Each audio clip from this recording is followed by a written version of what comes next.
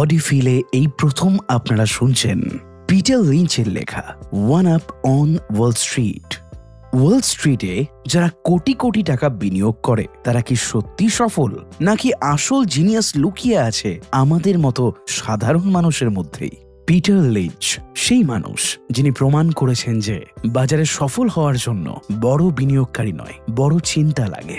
আজকের গল্পে আমরা প্রবেশ করব সেই দুনিয়ায় যেখানে সাধারণ দোকান, ব্র্যান্ড আর রাস্তার ছোট ব্যবসায় আপনাকে বানাতে পারে কোটিপতি। তাহলে চলুন অডিফিলে শুরু করি one up on wall street এর এই অসাধারণ যাত্রা, যেখানে প্রতিটি অধ্যায় আপনাকে শেখাবে কিভাবে বাজারে এক ধাপ এগিয়ে থাকা যায়।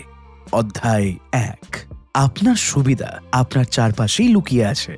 পিটার লিঞ্চের ভাষায়, সাধারণ বিনিয়োগকারীদের সবচেয়ে বড় শক্তি হলো তাদের চোখ ও কানে দেখা এবং শোনা। প্রতিদিন আমরা যে পণ্য ব্যবহার করি, জুতো, কসমেটিক্স, খাবার, কাপড়, মোবাইল অ্যাপ, এসবের মধ্যেই লুকিয়ে আছে সেই স্টক যেটা পরবর্তী সুপারস্টার হতে পারে। লিঞ্চ নিজে কিভাবে স্টক খুঁজে পেতেন জানেন? তার স্ত্রী গার্লস বুটিক থেকে এক নতুন কোম্পানির জামা কিনে নিয়ে এলো। জামার গুণমান চমৎকার, দামও ঠিকঠাক। লিঞ্চ খোঁজ নিয়ে দেখলেন কোম্পানির নাম দি লিমিটেড। এরপর একটু গবেষণা করেই সেই কোম্পানিতে বিনিয়োগ করেন। কয়েক বছরের মধ্যেই স্টকটা আকাশ ছুঁয়েছিল। প্রতিদিনের জীবনে যা কিছু নতুন বা জনপ্রিয় হচ্ছে তা হতে পারে তোমার পরবর্তী বড় রিটার্নের উৎস। অধ্যায় 2, ওয়াল স্ট্রিট বনাম সাধারণ মানুষ। কারা এগিয়ে? ওয়াল স্ট্রিটে বিশাল বিশাল building, high-tech analysis, satellite data, কিন্তু এক জিনিস তাদের নেই, সাধারণ মানুষের অভিজ্ঞতা। তুমি যদি শিক্ষক হও, তুমি আগে জানতে পারো কোন পেন বা খাতার ব্র্যান্ড ভালো চলছে। যদি তুমি হাউসওয়াইফ হও, তুমি আগে বুঝতে পারো কোন কসমেটিক্স বা ডিটারজেন্ট জনপ্রিয় হচ্ছে। যদি তুমি কলেজ স্টুডেন্ট হও, তুমি আগে দেখতে পাও কোন ফুড অ্যাপ বা গ্যাজেট সবাই ব্যবহার করছে। ওদের কাছে ডেটা আছে, কিন্তু তোমার কাছে আছে উপলব্ধি। তুমি যদি একটু কৌতূহলী হও, বাজারে ঘোরো, নতুন পণ্য ব্যবহার করো, তাহলে অনেক আগেই বুঝে যেতে পারো কোন কোম্পানি ফুলে উঠছে। অধ্যায় 3, স্টকের 6 ধরনের শ্রেণীবিন্যাস। লিঞ্চ স্টকগুলিকে 6টি ক্যাটাগরিতে ভাগ করেছেন, যেন বিনিয়োগ করার আগে তুমি ঠিকভাবে বুঝতে পারো কোনটা কেমন রিস্ক বা সম্ভাবনা রাখে। চলো এক এক করে শুনি। নাম্বার 1, স্লো গ্রোয়ার্স, ধীর গতির কোম্পানি। বড় কোম্পানি, রেভিনিউ ভালো কিন্তু গ্রোথ কম, যেমন ইউটিলিটি কোম্পানি বা পুরনো ব্যাংক। ডিভিডেন্ড ভালো দেয় কিন্তু স্টক প্রাইস ধীরে বাড়ে। নাম্বার 2, স্টলওয়ার্টস, স্থিতিশীল মহারথী। মাঝারি থেকে বড় কোম্পানি যা একটু বেশি গ্রোথ করে, যেমন কোকা কোলা, নেসলে। ঝুঁকি কম এবং সময় দিলে ভালো রিটার্ন দেয়। নাম্বার 3, ফাস্ট গ্রোয়ার্স, দ্রুত গতির কোম্পানি। ছোট বা মাঝারি কোম্পানি, কিন্তু বছরে 20-25% হারে বাড়ছে। এখানেই সবচেয়ে বড় লাভ লুকিয়ে থাকে, তবে ঝুঁকিও বেশি। নাম্বার 4, সাইক্লিক্যালস, চক্রাকার কোম্পানি, যেমন গাড়ির কোম্পানি, সিমেন্ট, স্টিল ইন্ডাস্ট্রি, যে কোনো রকম হেভি ইন্ডাস্ট্রি। দেশের ইকোনমিকের সাথে ওঠানামা করে। ঠিক সময়ে কিনলে লাভ, ভুল সময়ে কিনলে ক্ষতি। নাম্বার 5, টার্ন অ্যারাউন্ডস, ঘুরে দাঁড়ানোর গল্প। যেসব কোম্পানি একসময় ডুবে গিয়েছিল কিন্তু আবার ঘুরে দাঁড়াতে শুরু করেছে, যেমন নতুন ম্যানেজমেন্ট আসার পর কাঁচা বাজার ভালো করছে। নাম্বার 6, অ্যাসেট প্লেস, অদৃশ্য সম্পদ। যে কোম্পানির কোনো অজানা মূল্যবান সম্পদ আছে, জমি, ব্র্যান্ড বা পেটেন্ট, যা এখনো বাজার বুঝে ওঠেনি। স্টক কেনার আগে বুঝে নাও সে কোন ধরনের, তবেই হবে সঠিক স্ট্র্যাটেজি। অধ্যায় 4, আপনার বাড়ির উঠোনেই লুকিয়ে থাকতে পারে ভবিষ্যতের মাল্টিব্যাগার। সবচেয়ে ভালো স্টক আইডিয়া পেতে হলে জুতোর ফিতে বাঁধো আর রাস্তায় নেমে পড়ো। মার্কেটিং সার্ভে করার দরকার নেই। তুমি যদি দেখো মোড়ের দোকানে সবাই ব্রিটানিয়া কিনছে অথবা ডিমার্টে ভিড় দিন দিন বাড়ছে, তাহলে শুরু করো রিসার্চ। একবার লিঞ্চ দেখলেন ডাঙ্কিন ডোনাটসের দোকানে ভীষণ ভিড়, অথচ সেই কোম্পানির স্টক কেউ পাত্তা দিচ্ছে না। তিনি গবেষণা করলেন, কোম্পানি লাভ করছে, নতুন দোকান খুলছে এবং প্রতিযোগিতায় এগিয়ে। ফলাফল বিশাল রিটার্ন। চোখ খোলা রাখো, দেখো মানুষ কোথায় যাচ্ছে, কি কিনছে এবং বুঝে নাও কোম্পানির ভবিষ্যৎ। অধ্যায় 5, স্টক কেনার আগে এই 8টা প্রশ্ন নিজেকে জিজ্ঞাসা করো। যেমন নাম্বার 1, কোম্পানিটি কি করে। নাম্বার 2, তাদের লাভের উৎস কি। নাম্বার 3, ব্যবসার গ্রোথ রেট কেমন। নাম্বার 4, প্রতিযোগী কারা। নাম্বার 5, ঋণ কতটা আছে। নাম্বার 6, ম্যানেজমেন্ট কেমন। নাম্বার 7, নতুন পণ্য বা সার্ভিস কি আসছে। নাম্বার 8, কোম্পানিটা কতটা সময় ধরে একই রকম সফল। এই প্রশ্নগুলোর উত্তর যদি পরিষ্কার ও ইতিবাচক পাও, তাহলেই ইনভেস্ট করার কথা ভাবো। শুধু নাম দেখে বা ট্রেন্ড দেখে স্টক কিনো না, ব্যবসাটা বুঝে তারপর ইনভেস্ট করো। অধ্যায় 6, স্টক বাছাই, জুতো পায়ে মাঠে নামো। পিটার লিঞ্চ বলেন, আমি কখনো খবরের কাগজ পড়ে স্টক খুঁজিনি। আমি গিয়েছি সুপারমার্কেট, রেস্টুরেন্ট, মলে। আমি মানুষকে পর্যবেক্ষণ করেছি। একবার লিঞ্চের স্ত্রী বললেন, এক নতুন কসমেটিক্স ব্র্যান্ড বাজারে এসেছে, LX। লিঞ্চ দোকানে গিয়ে দেখলেন প্যাকেট সুন্দর, দাম সাশ্রয়ী, আর নারীরা বেশ পছন্দ করছেন। তিনি বুঝলেন এই কোম্পানির পেছনে কিছু একটা আছে। রিসার্চ করলেন, দেখলেন কোম্পানির নাম হ্যানেস এবং খুব ভালো লাভ করছে। ইনভেস্ট করলেন। কয়েক বছরের মধ্যেই সেই কোম্পানি বিশাল রিটার্ন দিয়েছে। যেসব পণ্য সবাই পছন্দ করছে তার পেছনের কোম্পানিটিকে খুঁজে বের করো। বাজারে নাম হতেই পারে না যদি প্রোডাক্ট ভালো না হয়। অধ্যায় 7, সংখ্যার ভাষা বোঝা শিখুন, কিন্তু PhD হতে হবে না। অনেকেই ভাবেন শেয়ার বাজার মানেই কঠিন হিসাব, balance sheet, cash flow, P ratio, ROE।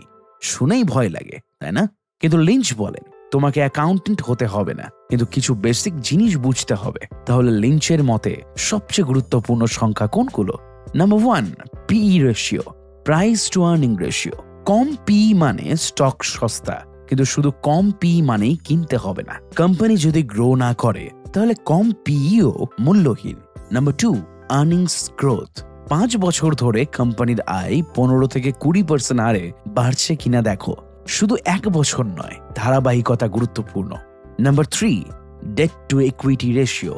কম ঋণ থাকলে কোম্পানি চাপ মুক্ত থাকে, বেশি ঋণ মানেই বিপদের ইঙ্গিত। Number 4, inventory and receivables. Stock জমে থাকছে কিনা বা পাওনা বেশি হয়ে যাচ্ছে কিনা, এইসব ঝুঁকির সিগন্যাল দেয়। জটিল অ্যানালাইসিস নয়, কয়েকটা গুরুত্বপূর্ণ নাম্বার বুঝলেই যথেষ্ট। অধ্যায় 8, সাধারণ মানুষের স্টক বিশ্লেষণের টুল বক্স।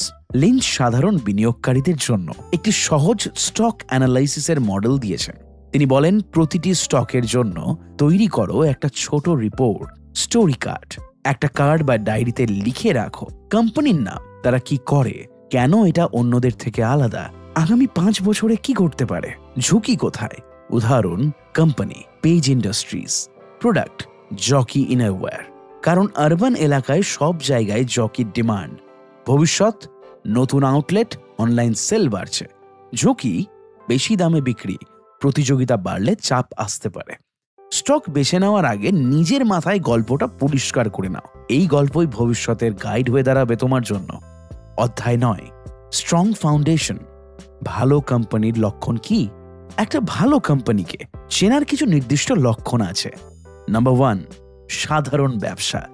খুব বেশি জটিল কিছু নয়, আপনি সহজেই বুঝতে পারছেন, যেমন ডিটারজেন্ট, কফি, ইনারওয়্যার। নাম্বার 2, সুস্পষ্ট প্রতিযোগিতামূলক সুবিধা। তারা অন্যদের থেকে আলাদা কেন? Brand, distribution, customer loyalty. Number 3, বিশ্বাসযোগ্য ম্যানেজমেন্ট, যারা কোম্পানির ভবিষ্যৎ নিয়ে সত্যি ভাবছে। নাম্বার 4, কম ঋণ ও ভালো রিটার্ন অন ক্যাপিটাল, সংস্থা কত ভালোভাবে টাকা ব্যবহার করছে। নাম্বার 5, দীর্ঘমেয়াদী দর্শন, তারা পরবর্তী ত্রৈমাসিকে নয়, ভাবছে আগামী 10 বছর। কোম্পানির ভিত মজবুত হলে বাজার ঝড়েও সে স্টক টিকে যায়। অধ্যায় 10, hot stocks versus boring stocks, কোনটা বেছে নেবেন? লিঞ্চ মজার এক কথা বলেন, সবচেয়ে বড় মাল্টি ব্যাগাররা অনেক সময় সবচেয়ে বিরক্তিকর নাম বা প্রোডাক্ট নিয়ে আসে। উদাহরণ, অটোমেটিক ডেটা প্রসেসিং শুনলে কার মাথায় আসে? Rocket growth. কিন্তু কোম্পানিটি বহু বছর ধরে বিনা ঝুঁকিতে ভালো লাভ দিচ্ছে। অন্যদিকে হট স্টকগুলো, যেগুলো নিয়ে পত্রিকায় হেডলাইন আসে, ইউটিউবে সবাই কথা বলে, এগুলো অনেক সময় হাইপড হয়, দাম বেশি হয়ে যায় আর শেষমেশ লাভ কমে যায়। যে স্টক সবার নজরে নেই কিন্তু ভিতরে ভিতরে শক্তিশালী, সেটাই প্রকৃত সম্পদ। অধ্যায় 11, আত্মবিশ্বাসী বনাম অহংকার। কখন বিক্রি করবেন? শুধু কেনার কৌশল জানলেই হবে না, কখন বিক্রি করতে হবে সেটাও লিঞ্চ স্পষ্ট করে বলেন। কোম্পানির আয় বন্ধ হয়ে গেছে বা কমছে, প্রোডাক্ট বাজারে ফেল করছে, প্রতিযোগিতা মারাত্মক বেড়েছে, ম্যানেজমেন্টে দুর্নীতির গন্ধ।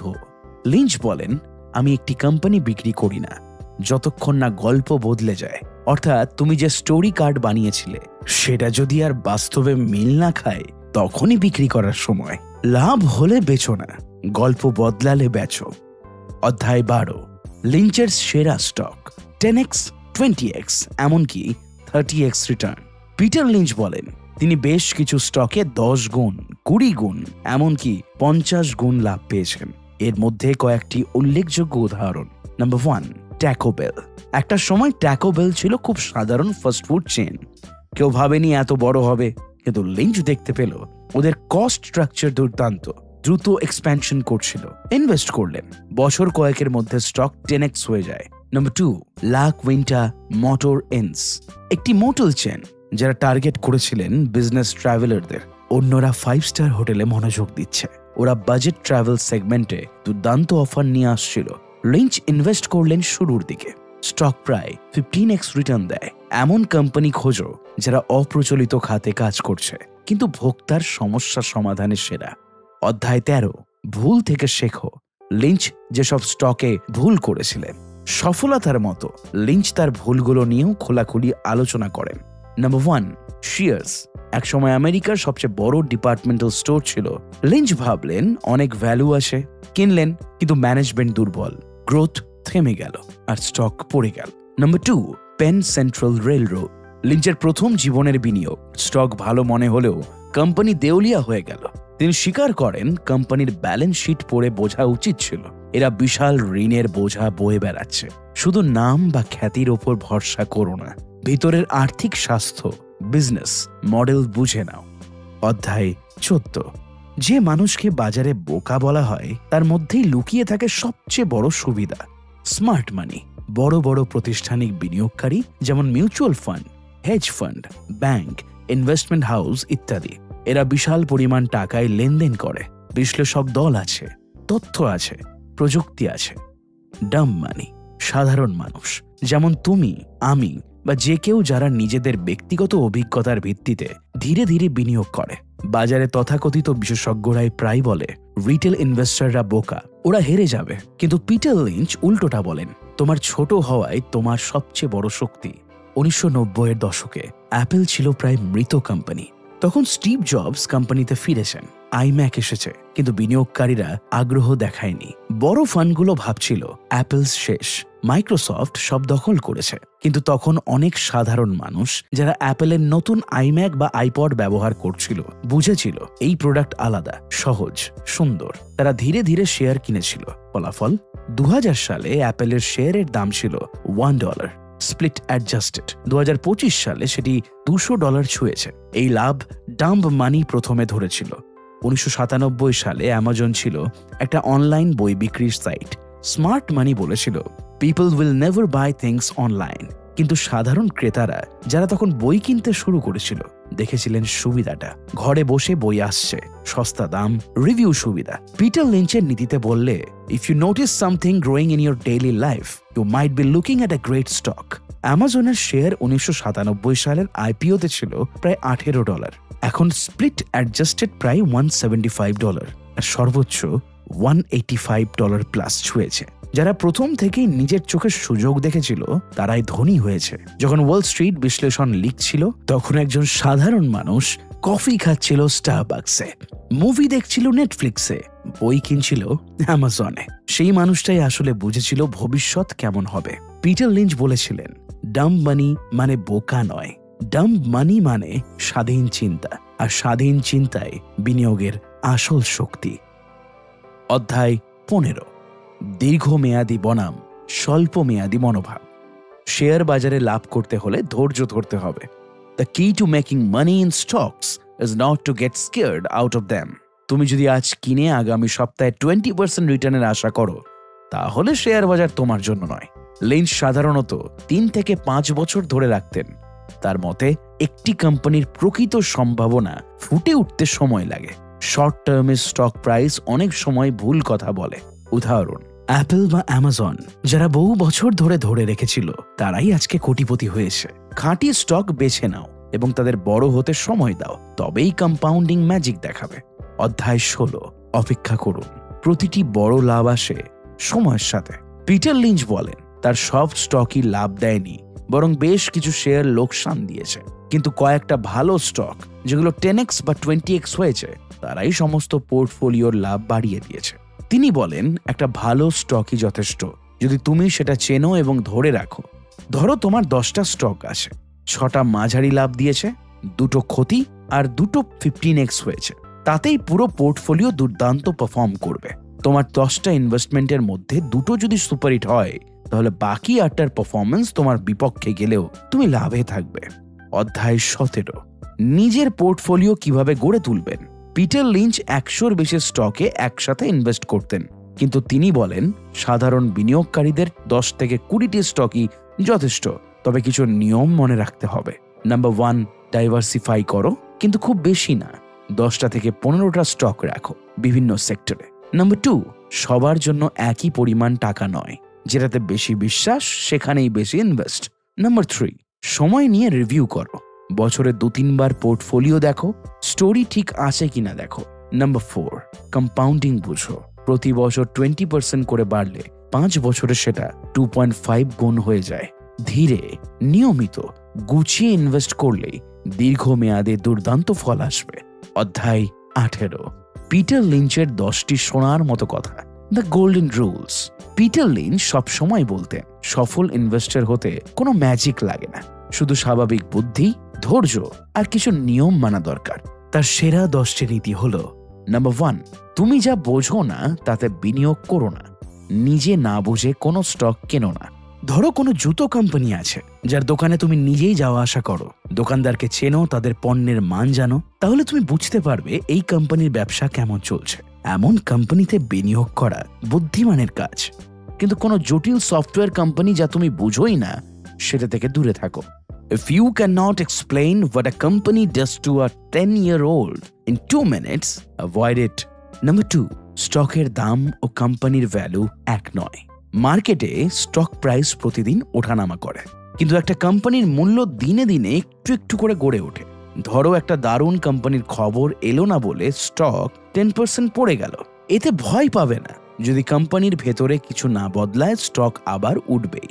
নাম্বার 3, অনেকেই ভাবে যত বেশি শেয়ার রাখবো ততই নিরাপদ, কিন্তু লিঞ্চ বলেন a handful of well-researched stocks beat a heap of unknowns. 5টা ভালো কোম্পানির পেছনে সময় দাও, রিসার্চ করো, বিশ্বাস তৈরি করো। নাম্বার 4, বাজারকে সময় দাও।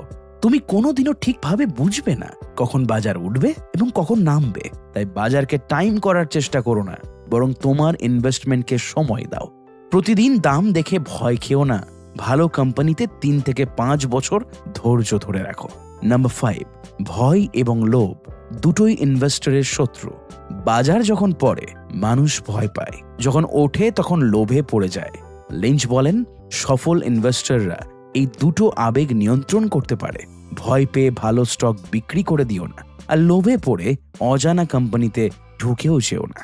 নাম্বার 6, সবচেয়ে ভালো স্টক হচ্ছে তোমার আশেপাশে। Some of the best stock tips are walking past you in shopping malls. তুমি যে মোবাইল ব্যবহার করো, যে কাপড় পরো, যে জুতোর দোকানে ভিড় করো, ওখান থেকে আইডিয়া আসতে পারে। নাম্বার 7, একটা ভুল মানে সব শেষ নয়। সব ইনভেস্টমেন্টে লাভ হবে না। লিঞ্চ নিজে অনেক স্টকে ভুল করেছিলেন, কিন্তু ভালো স্টকগুলি সেই ক্ষতি কভার করেছে। একটা স্টকে লোকসান মানে পুরো প্ল্যান ভুল, এটা ভাবো না, পুরো পোর্টফোলিও দেখতে শিখো। নাম্বার 8, নিউজ মিডিয়া হচ্ছে ভয় এবং বিভ্রান্তির উৎস।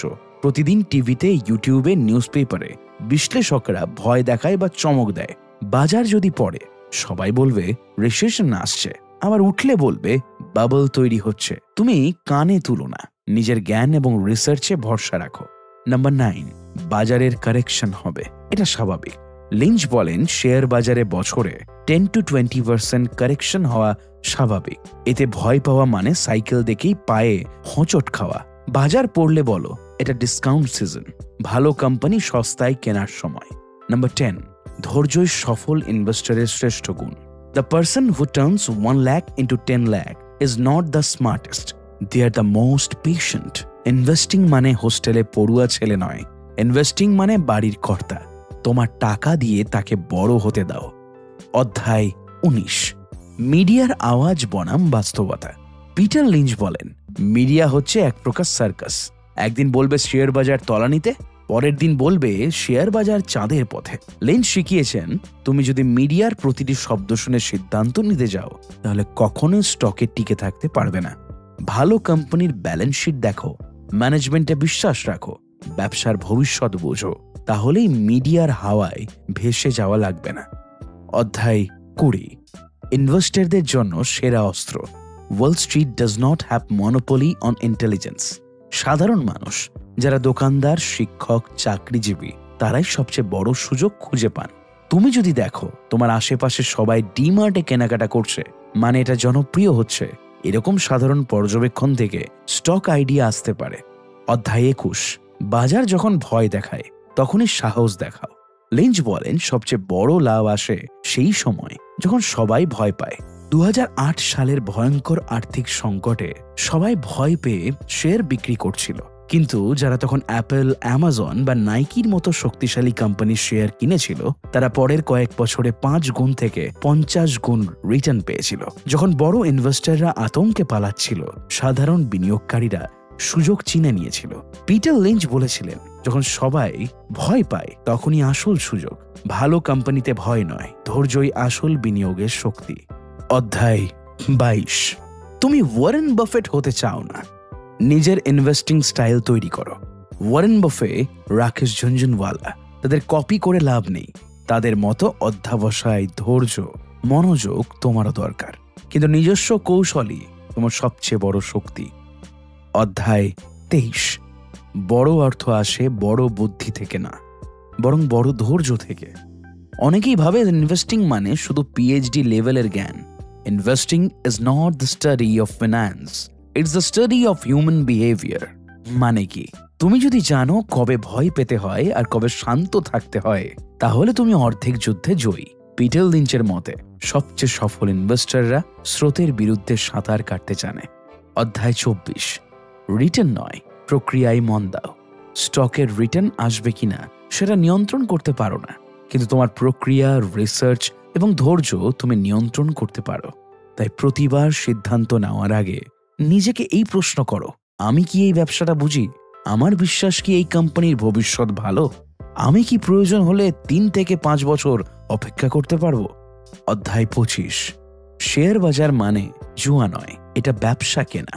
অনেকেই স্টক মার্কেটে আসে লটারি জেতার মতো, তারা আজ কিনে কাল বিক্রি করে দিতে চায়। কিন্তু লিঞ্চের দর্শন ছিল, when you buy a stock, you are buying a piece of business.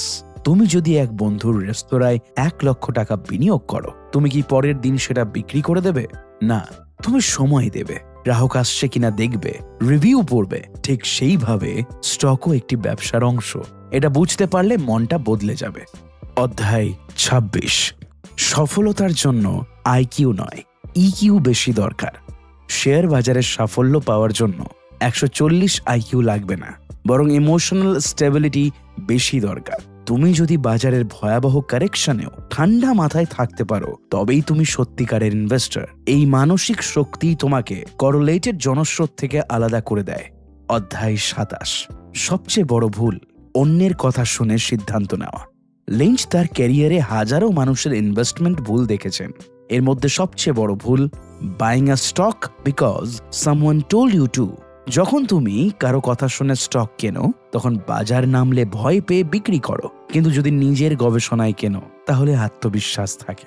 B your own analyst. অধ্যায় 28, কম্পাউন্ড ইন্টারেস্ট জাদুর মতো এক শক্তি। যদি তুমি সময় দিতে পারো তাহলে কম্পাউন্ড ইন্টারেস্ট তোমার জন্য ম্যাজিক করবে। ধরো তুমি 10,000 ইনভেস্ট করলে, 20,000 হারে রিটার্ন পেলে, 20 বছরে সেটা হয়ে যাবে 38 লক্ষ টাকা। শুধু ধৈর্যের দরকার। অধ্যায় 29, সবার ইনভেস্টিং স্টাইল আলাদা। লিঞ্চ কোনো নির্দিষ্ট পথ দেখান না, তিনি বলেন, find what works for you. কেউ ডিভিডেন্ড পছন্দ করে, কেউ গ্রোথ স্টক, কেউ টাইমিং করে, কেউ এসআইপিতে বিশ্বাসী। তুমি কোন স্টাইলে মানসিক শান্তি পাও সেটাই নিজের করে নাও। অধ্যায় 30, শেয়ার বাজার এক যাত্রাপথ, গন্তব্য নয়। লিঞ্চ শিখিয়েছেন, স্টক মার্কেটে প্রবেশ মানে শুধু টাকা বানানো নয়, এটা হলো আত্ম উন্নয়নের একটা রাস্তা। তুমি শিখবে কিভাবে ধৈর্য ধরতে হয়, কিভাবে আবেগ নিয়ন্ত্রণ করতে হয়, কিভাবে মানুষ ও ব্যবসা বুঝতে হয়। এই যাত্রাপথেই মানুষ বড় হয়, শুধু বিনিয়োগকারী হিসেবে নয়, একজন মানুষ হিসেবেও। পিটার লিঞ্চ আমাদের একটা অমূল্য শিক্ষা দিয়ে গেছেন।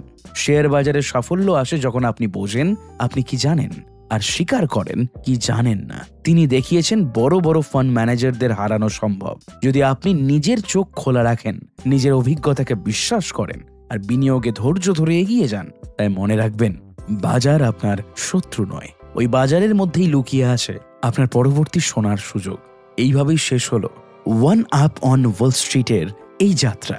যদি এই অডিও বুকটি অডিফিল থেকে শুনে আপনার ভালো লেগে থাকে, তাহলে অডিফিলকে সাবস্ক্রাইব করুন, এই ভিডিওটিকে লাইক করুন আর কমেন্ট বক্সে কমেন্ট করে জানাতে ভুলবেন না। আর লিখে জানান পরের অডিও বুক হিসেবে আপনি কোন বই শুনতে চান। আজ পর্যন্ত এইখানেই। ভালো থাকবেন, সুস্থ থাকবেন আর শুনতে থাকবেন অডিফিল।